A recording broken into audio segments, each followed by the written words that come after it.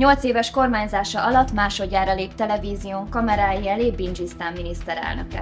Este 7-től élőben láthatják, ahogy reagál az őt ért korrupciós vádakra, beszél az ország problémáiról, és saját elmondása szerint megoldást kínál Bingisztán látszólag kilátástalan gazdasági helyzetére.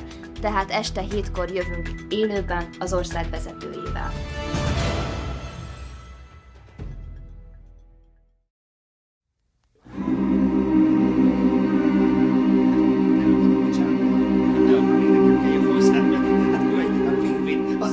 Azt hiszi, hogy ez az országon én járok hozzá az adóshoz. Mit hozhatok az uraknak? Egy vizet. Legyen kedves. Erre mondja nekem.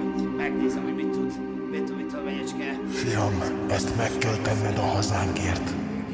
Ha ebből az igazság szélunkból csak egy pár cseppet belecsepegtetsz az italába, bevall minden disznóságot, amit elkövetett 8 év alatt, és képtelen lesz hazudni. Kezdjünk! Isten áldja Bingisztánt!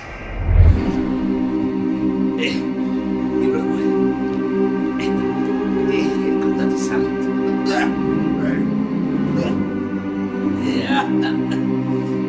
Jól érzem. Gyere be. Na. Pénzecske, jöjj ide.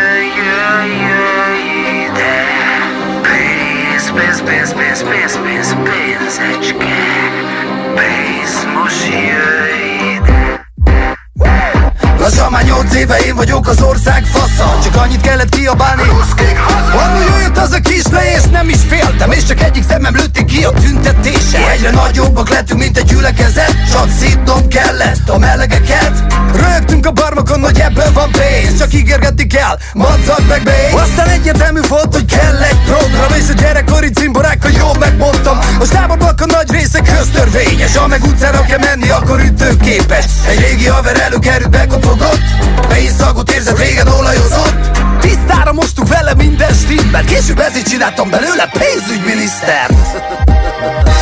Egy kicsit csurran, cseppel innen-onnan jéghidegben, tök melegben 40 fokban, mert én mindent túlélek. Vannak írva a törvények, csurran, cseppen, a székből pénz kell, hogy essen, mert én mindent túlélek. A gazdi jó barátja a készpénznek. Hopp, 1-2 milliárd, ezt tettem. Már megértem, ma is ezért felkelne.